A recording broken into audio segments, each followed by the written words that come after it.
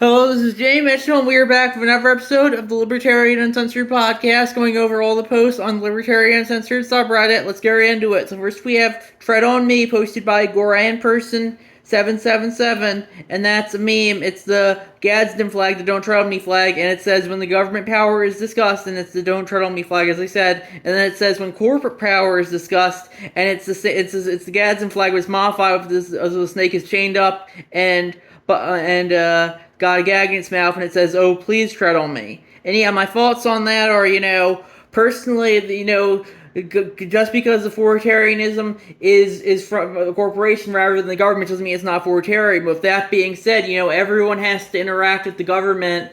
The government has a legal monopoly on the use of force. Corporations, although they can be authoritarian as well, you're not forced to interact with them. Because unless they have a state sanctioned monopoly, you're not forced to interact with them. And if they do have a state sanctioned monopoly, you could still try and find ways around that. And yeah, that just goes to show you how it's important. It's important to remember that government is going to be inherently more authoritarian than any corporation, because you are forced to be interact with government and obey the laws of the government. Corporations, even if you live in a company town, you're free to move out and move wherever you want to.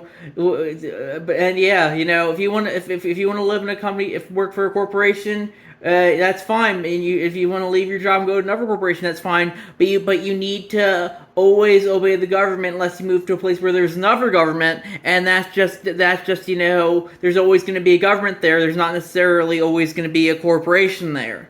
And that's my thoughts on that issue. Then we have, how are state laws that prevent you from leaving the state to get an abortion not unconstitutional, posted by Plasman 30, and they said, don't these laws attempt to control interstate commerce, which only the federal government has the right to do according to the Constitution? And I would agree with that. I guess you could make the argument, well, if abortion's murder and someone was traveling to another state to commit murder, you'd arrest them. But, personally, I think the libertarian position is everyone should have the right to free travel, even if they're going to do something that you consider to be unethical with it. I personally don't think you should. I personally, I'm more on the pro-choice side. I don't really care for abortion too much from a personal perspective, but I think it's a bodily autonomy issue. And if you want to justify getting one by traveling to another state because it's illegal in your state, I think that's fine. But yeah, ultimately it comes down to, as of everything, who has the force to do what. And since the government has a monopoly on legal use of force, and if they feel like stopping you to force you to give birth, I guess you could say, then they can do that. Personally, I don't really care for it, but that's how it is. And yeah, personally. I don't really care for abortion. As I said, I think the left, that I like them like 30 years ago on abortion. They said safe, legal, and rare. Now it's they worship abortion as the greatest thing ever. And just because you have a right to do it doesn't mean I have to like that you do it. But if you do, be able to justify whatever you want to if your own body. And that's my thoughts on that issue. Then we have, hopefully this whole thing will get more libertarian voters, posted by Fast Seaworthiness 739, and that's an NPC meme for all the NPCs, and they're all wearing MAGA hats, and they're all saying the Democrats didn't give us even more proof Trump's a pedo rapist, vote Trump.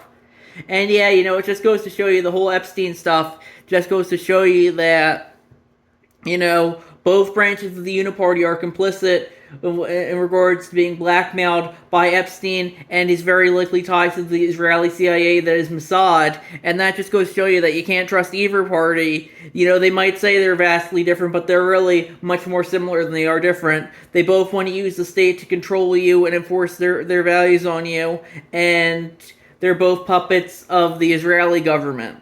And yeah, that's my thoughts on that issue. Then we have support the Alaska Libertarian Party, posted by FunCal321, and that's a bunch of logos for the Alaskan Libertarian Party, it looks like. And yeah, personally, I think everyone should be supporting their state's Libertarian Party, but, support whatever party you want to. I think that's the Libertarian position. I would argue the even more Libertarian position is, democracy is inherently flawed and inherently forced collectivism. The Libertarians are for voluntary collectivism and individualism rather than forced collectivism. And yeah, so that's my thoughts there. If you want to have a voluntary collective and vote and have votes among yourselves, that's fine. But I don't think people should be forced to join a collective they don't want to. And that's what current government pretty much is. If you live in the U.S., you're pretty much forced to obey all the U.S. laws and who's ever in positions of power. And that's not very libertarian. Libertarian is the individual has the ability to do what they want to as long as they're not hurting anyone else. But right now, we have the government pretty much telling us we can enforce whatever law they want to, and there's oftentimes no way you can fight back since they control the legal monopoly use of force in addition to the courts and legal system.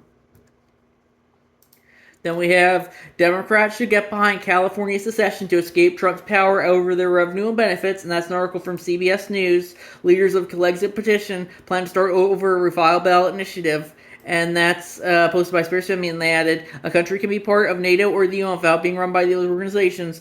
Cali could work that way too. If Cali sets the precedent, its red eastern half could secede from it. Oregon and Washington state could do the same. And I would agree with that. I think it's interesting. A lot of people call Trump Hitler, yet, when people start saying, what if we could try and secede from Hitler's rule, suddenly they're like, no, you can't do that. Secession is stupid. And, I personally think, the libertarian position is to support secession down to the individual level. And, yeah, I think if California wants to secede, it should be able to. And, yeah, personally, I think, the blue states and the red states, they're kind of have just diametrically opposed when it comes to their values. So I think, in the long run, I think secession is going to be the way out of it. What America needs right now is a national divorce. That's why if I ever run for governor of Pennsylvania, my biggest priority would be we'd have an independence referendum if I won, and hopefully I would vote yes on that, and hopefully we could break off from the Union, because Pennsylvania did break off from the British Empire back in the 1700s. Maybe it will break off from the American Empire in the 21st century. And yeah, that's my thoughts there. And next we have MAGA Republican says he doesn't care if ICE detains U.S. citizens from NewRepublic.com, posted by Donald Key, and that's a cross post from the No Shit Sherlock subreddit.